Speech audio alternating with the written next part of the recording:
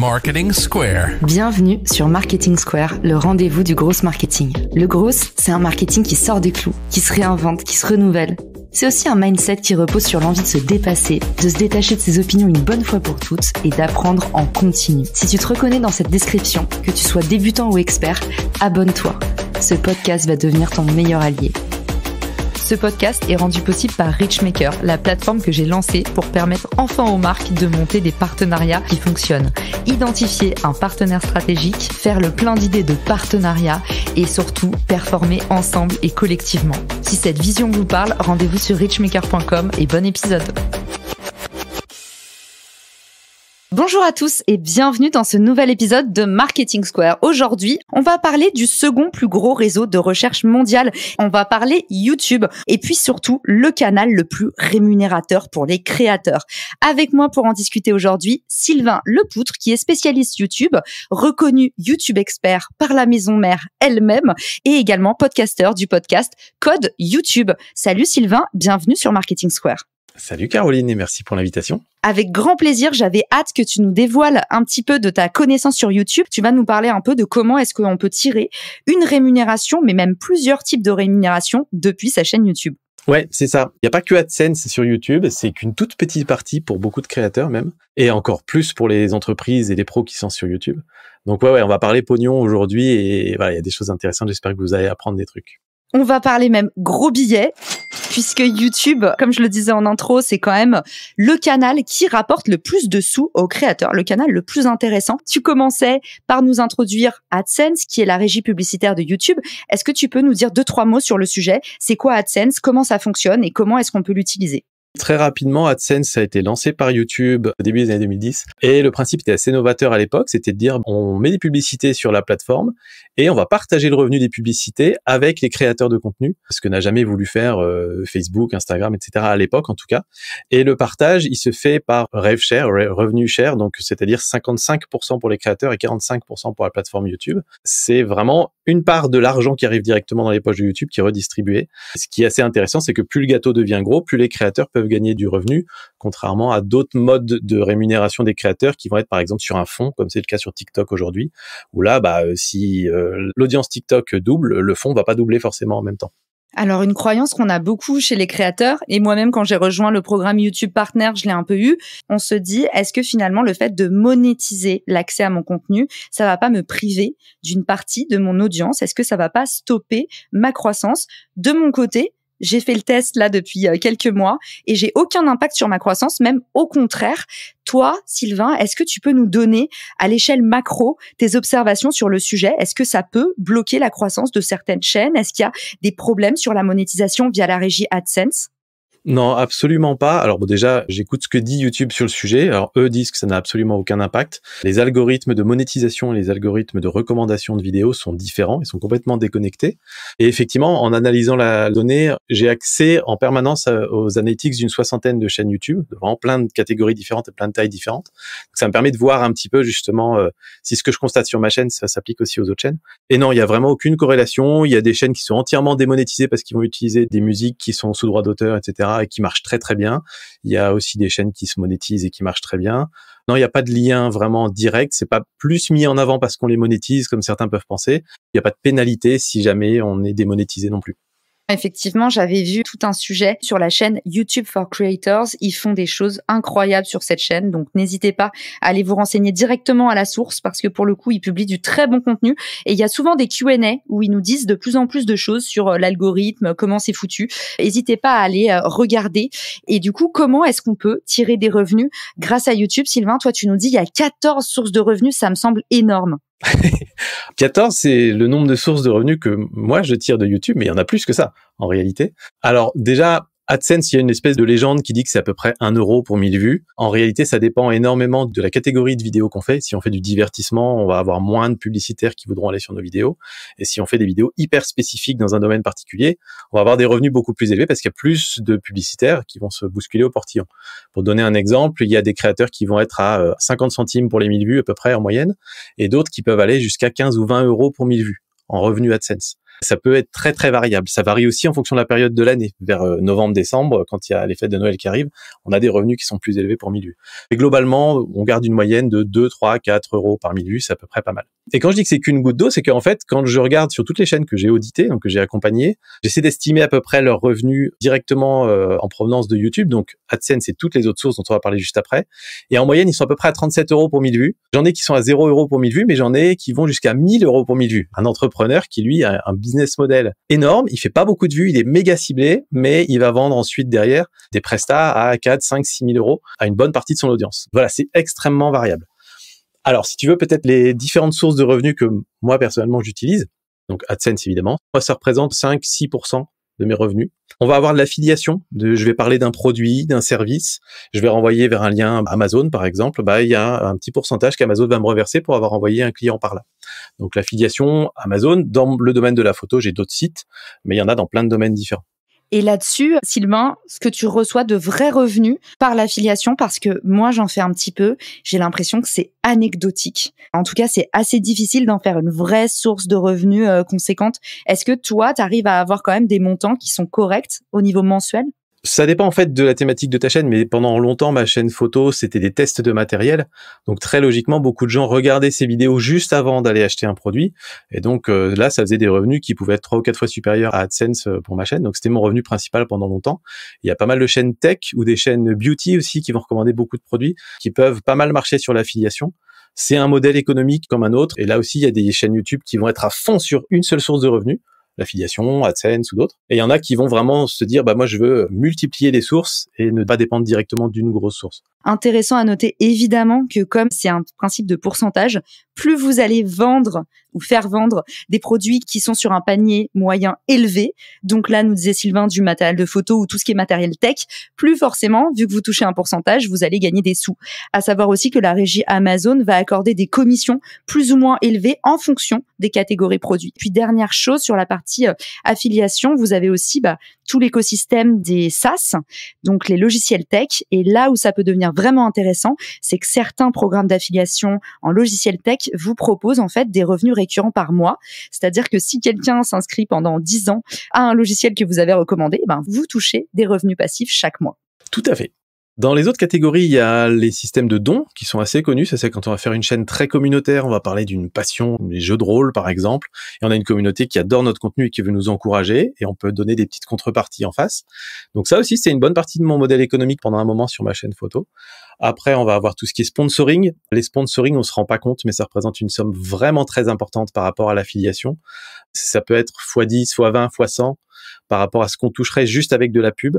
Donc c'est pour ça qu'il y a autant de créateurs de contenu qui vont prendre des sponsors. Maintenant, pour les pros et les entreprises, c'est généralement un modèle économique qu'on suit pas trop parce qu'on préfère mettre en avant ses propres produits. Sur cette partie-là, ça m'intéresse qu'on fasse une petite parenthèse parce que pour le coup, tu l'as dit, la sponsor, ça drive d'énormes revenus par rapport à d'autres revenus qui sont un peu plus longs à mettre en place. Tout ce qui est retenu sur de la volumétrie, comme par exemple AdSense en fonction des vues ou par exemple l'affiliation en fonction des achats.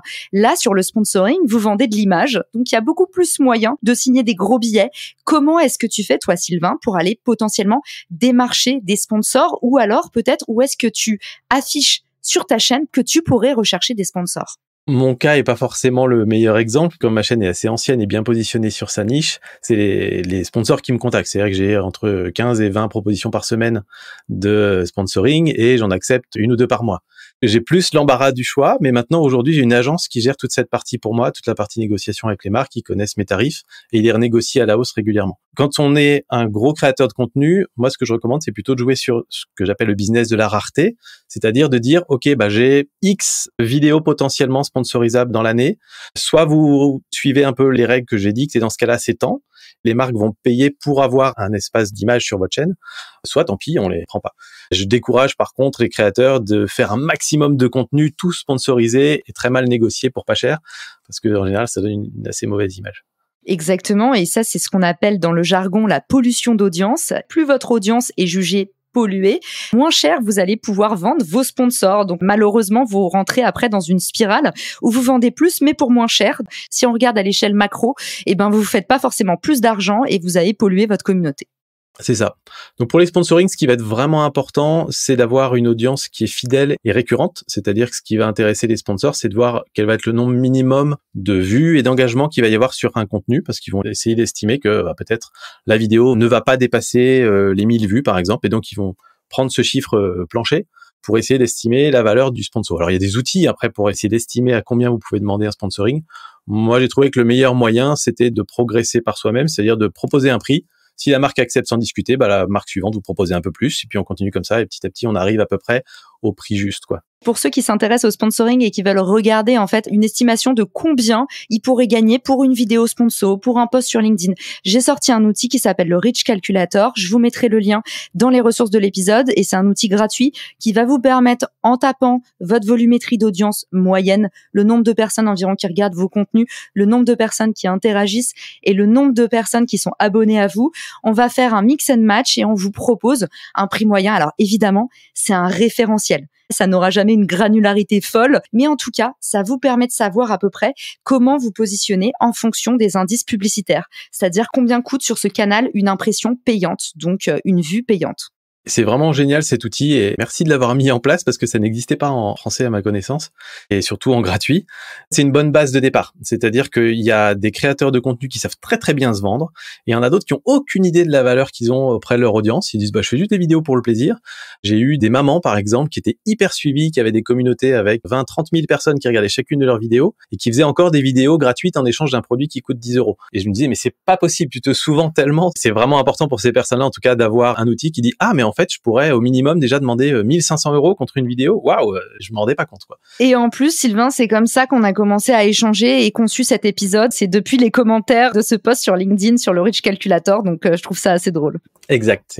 Je vais faire rapide pour les autres sources de revenus qui me concernent, mais après, encore une fois, il y en a plein d'autres. Donc, j'ai des prestats externes en photo vidéo, donc plutôt des prestats de formation. J'ai fait des vidéos, par exemple, pour LinkedIn Learning, qui m'ont été achetées donc par la plateforme LinkedIn Learning et pour lesquelles il y a des royalties ensuite. J'organise des stages et des voyages photos. Donc voilà, sur toute la partie photo, j'ai à peu près ça comme source de revenus. Et ensuite, sur ma deuxième chaîne YouTube qui s'appelle Le Coin des YouTubeurs, où là, on aide des YouTubeurs à développer leur audience. Là, c'est un petit peu plus classique, on va dire, comme modèle économique. Il y a de la vente de formation, des petites consultations d'1 heure, des audits complets où là, on prend 10-15 heures, on fait le tour de toute la chaîne et on voit un petit peu ce qu'on peut faire derrière. Des accompagnements beaucoup plus approfondis pour aider soit des boîtes, soit des créateurs à se lancer ou à renouveler leur contenu. Donc, on va assimiler ça à du coaching dans l'ensemble. Je donne des cours dans des écoles de pub ou des écoles de commerce aujourd'hui sur tout ce qui est vidéo en ligne et YouTube. Il y en a qui vont faire des conférences, il y en a qui vont créer des apps, il y en a qui vont faire des lignes de vêtements. Enfin voilà, je passe tous les détails, mais il y en a beaucoup d'autres des sources de revenus possibles. Et tout ça, je l'attribue directement à YouTube parce que si j'avais une audience, même Instagram, j'aurais probablement pas fait autant de choses. Aujourd'hui, si tu devais donner quelques recommandations pour des personnes qui veulent aller chercher des clients via YouTube, comment est-ce qu'il faut se positionner selon toi ? Alors, faut noter que YouTube, c'est une plateforme qui est moins facile d'accès que d'autres. Si on regarde un petit peu l'effort qu'il faut fournir par rapport à l'engagement qu'on va obtenir en face, il est très important sur YouTube, de prime abord. C'est-à-dire que si vous devez créer votre première vidéo YouTube, vous allez probablement passer 20 heures, 30 heures peut-être à écrire, à tourner, à monter, à publier, à comprendre comment ça marche, etc. Et vous allez publier votre vidéo, elle va faire 20 vues, peut-être 2 likes, et ce sera vos amis qui auront été voir la vidéo. Au début, c'est assez peu flatteur. Mais en fait, la vraie force de YouTube, c'est que ça va se positionner à plusieurs endroits du tunnel. C'est-à-dire que c'est une très bonne plateforme pour faire de l'acquisition. YouTube est excellent pour aller trouver la bonne audience pour vos vidéos et donc pour votre entreprise, vos offres, vos produits, vos services. C'est la partie qu'on va appeler acquisition quelque part. Mais quand quelqu'un va regarder une de vos vidéos, il va pas simplement arriver et se dire « Ah ok, je ne connaissais pas cette personne, maintenant je la connais ». Il va aussi découvrir quelles sont vos valeurs, voir votre langage corporel, entendre votre voix. Et toutes ces choses-là sont des choses qu'on va généralement faire dans une deuxième ou troisième étape d'un tunnel. Et là, elles sont déjà directement dans la première étape en fait en réalité. Et parfois, on peut même les emmener, grâce aux mécaniques d'algorithme de YouTube, donc les recommandations pour le coup, à être dans la partie plus rétention, c'est-à-dire que une fois qu'ils auront vu une de vos vidéos, même si vous vous abonnez pas, YouTube va probablement vous recommander la vidéo suivante et peut-être la suivante. Et YouTube va faire le boulot un peu à votre place quelque part. C'est cette puissance-là, on va dire, du média vidéo en format long qui est assez unique. Je dirais qu'il y a une autre plateforme qui est encore meilleure que YouTube pour ça, c'est Twitch. Twitch, c'est là où il y a les communautés les plus engagées parce qu'on va passer 3 heures pendant une soirée entière avec quelqu'un, comme si on était avec des potes. Mais Twitch n'a pas la partie découvrabilité et acquisition qu'on peut avoir sur YouTube, par exemple. Donc YouTube, aujourd'hui, est le meilleur équilibre, à mon sens en tout cas, entre de la pure acquisition, comme on pourrait faire avec de la pub ou avec des TikTok, par exemple, et de la pure conversion, de la pure rétention, comme on pourrait faire avec Twitch, par exemple. Il y a une chose dont on n'a pas parlé, qui me semble essentielle quand on parle de vente. On est sur un podcast marketing, il y a plein de gens qui font du e-commerce qui sont en train de nous écouter. Il y a quand même une révolution qui est en marche sur YouTube. On s'était dit qu'on en parlerait un peu. C'est ce qui s'appelle le y-commerce. Comment est-ce qu'on peut vendre sur YouTube? Et YouTube vient de lancer YouTube Shopping, qui fait des intégrations impressionnantes avec des plateformes e-commerce, notamment un vrai gros partenariat avec Shopify. Est-ce que tu penses que ça va pas aussi permettre encore plus de monétiser directement YouTube et notamment mettre un bon coup de boost niveau affiliation? Si, je pense que ça va vraiment faire un pont parce que une des difficultés de la vente sur les réseaux sociaux, quels qu'ils soient d'ailleurs, c'est de faire sortir les gens de l'appli. C'est très difficile quand quelqu'un est sur une session Instagram, qui est en train de se balader, qu'il a juste 10 minutes à tuer, de l'emmener sur un site web, de le faire s'inscrire, de laisser son numéro de carte bleue, etc. C'est pour ça que c'est un tel enjeu, en fait, pour ces plateformes-là de pouvoir intégrer de la vente. Et que YouTube le fasse avec Shopify, je trouve que c'était vraiment intéressant. C'est pas avec n'importe quel partenaire. Et du coup, Shopify, en particulier pour toutes les personnes qui vendent leur savoir, leur connaissance ou leur expertise, je pense que c'est vraiment parfait. C'est-à-dire que vous pouvez mettre 1 heure de consultation directement bookable sur votre page YouTube en un clic. Et ça, c'est quelque chose qui est assez révolutionnaire. Il n'y a plus besoin d'aller sur un site web, de lancer un navigateur et tout ça. Donc, j'ai hâte de voir où ça va aller. À mon avis, il va y avoir des nouveaux modèles qui vont sortir, peut-être des nouvelles offres de prix, des nouveaux produits, peut-être des mini-produits, des mini-transactions. Plutôt, par exemple, de vendre 1 heure de consultation à 150 €, il y aura peut-être 10 minutes découverte à 3 € ou à 15 € et qui amèneront à autre chose. Peut-être y avoir une étape intermédiaire. Mais j'ai hâte de voir un peu ce que les pros vont réussir à faire avec ce nouvel outil. Et ça vous permet non seulement d'étendre vos revenus en tant que créateur, parce que vous pouvez faire la promotion d'autres marques en ayant un minimum de friction, parce qu'on sait très bien que quand on renvoie les gens vers la description, on perd énormément en conversion. Et puis, derrière, ça vous permet aussi de pousser vos propres produits. Et maintenant qu'on a parlé billets verts, maintenant qu'on a parlé ROI direct, t'as aussi d'autres choses à nous raconter parce que finalement, YouTube fait naître d'autres opportunités par capillarité, pourrait-on dire, par effet ricochet. Oui, complètement, parce que il y a un truc avec le média vidéo que j'ai découvert par l'expérience. Ça vous place sur un piédestal automatiquement. Ça crée une espèce d'autorité, même si elle n'est pas souhaitée. Je donne l'exemple sur ma chaîne photo. J'ai toujours dit, je suis un amateur, j'apprends la photo, je ne suis pas du tout un professionnel. Et j'ai eu tout le temps, des gens qui me contactaient en disant, toi qui es un pro de la photo, est-ce que tu peux m'aider dans ça, ça, ça et ça? C'est la même chose pour la chaîne du coin des youtubeurs, c'est la même chose pour plein de créateurs que j'accompagne. Et c'est quelque chose sur lequel les entreprises ne savent pas trop en tirer profit encore. Il y a des expertises de fou dans les entreprises et elles restent dans l'ombre. Et je pense que de mettre cette expertise en avant, ça peut vraiment aider à poser une expertise. Quelqu'un qui a fait ça très bien, c'est le CEO du slip français. Il a fait ça il y a quelques années. Il avait toute une série sur YouTube qui s'appelait J'y vais mais j'ai peur, sur la création d'entreprise. Donc, il faisait pas du tout des vidéos sur comment fabriquer des slips ou des chaussettes. Et ces vidéos étaient vraiment des références pour tous les entrepreneurs qui voulaient se lancer. Et on s'est dit, mais voilà, ce type, dans le milieu entrepreneurial, il pèse, il a une vraie parole, il a des choses assez intéressantes à dire. Et cet argument d'autorité, là, quelque part, ça va aussi faire vendre. Ça va non seulement faire vendre par ricochet, parce que les gens, une fois qu'ils vous ont vu une 2e, 3e ou 4e fois, ils vont dire, OK, je sais que c'est avec cette personne que je veux bosser. Et sinon, ça va se faire aussi dans l'autre sens, c'est-à-dire qu'il y a des personnes qui vont vous contacter. Vous les connaissez pas et elles vous suivent et elles vont un jour dire, OK, j'ai vu vos vidéos, je pense qu'il y a quelque chose de super intéressant à faire ensemble. Ça peut être des partenaires commerciaux, ça peut être plein d'autres choses. Et vous-même, après, quand vous avez créé une communauté autour de vos produits, autour de vos services ou de votre passion, ça va vous permettre de mobiliser votre communauté. Vous pouvez faire du développement de produits en les sondant, en les utilisant, un peu comme on fait dans du crowdfunding, par exemple. Vous pouvez faire des collaborations avec d'autres créateurs de contenu ou d'autres personnes qui sont un petit peu sur des niches similaires à la vôtre, des crossovers. Ça permet de développer son réseau. Un truc qui est hyper puissant aussi, il y a beaucoup d'entrepreneurs qui viennent me voir avec cette envie-là. Ils disent, là aujourd'hui, je vais faire une chaîne YouTube à mon nom. Je vais parler évidemment de ma boîte aujourd'hui, mais je voudrais que si demain je change d'aventure ou que j'ai envie de parler d'autre chose, l'audience puisse me suivre. Et donc en fait, de créer une audience, ça vous permet de gagner une liberté, de lancer des nouveaux projets, parce que vous savez que vous avez cette audience captive qui est là pour vous, qui vous connaît, qui connaît vos valeurs et qui a envie de vous suivre dans toutes vos aventures en fait. Et ça, c'est assez puissant. Et là encore, on l'a beaucoup moins fort, en tout cas on l'a un peu sur d'autres réseaux sociaux, mais moins fort que sur YouTube, je pense. Alors là, tu prêches une convaincue sur les bénéfices de la marque personnelle, même si tout le monde déteste ce mot, personal branding, ça fait vraiment jargon de communicant. Et pourtant, il y a des vrais effets, donc certains que tu décris déjà ici. Un autre et un dernier sur lequel on va clore l'épisode, c'est que même ça vous permet de maîtriser une nouvelle compétence. Et en fait, la compétence de savoir parler en vidéo, de savoir vous vendre ou de savoir présenter votre offre de produit ou de service, même parler des autres et même communiquer avec les autres. Eh ben, c'est vraiment des compétences qui sont valorisables sur le long terme. Donc voilà, au-delà de l'argent, tu nous le disais, Sylvain, il y a aussi d'autres opportunités qui émergent. Merci beaucoup pour tout ce que tu nous as partagé dans cet épisode. De toute façon, on te retrouve rapidement pour un prochain épisode sur YouTube. En attendant, on peut te retrouver non seulement sur LinkedIn, je mettrai ton lien dans les ressources de l'épisode, mais aussi sur ta chaîne YouTube qui apparaîtra à ses côtés dans les ressources, et puis à domicile sur ton podcast Code YouTube. Merci beaucoup Sylvain et je vous dis à tous à très vite dans Marketing Square. Ciao! Si cet épisode te plaît, tu peux le partager en me taguant ou lui laisser 5 étoiles sur Apple Podcast. Marketing Square.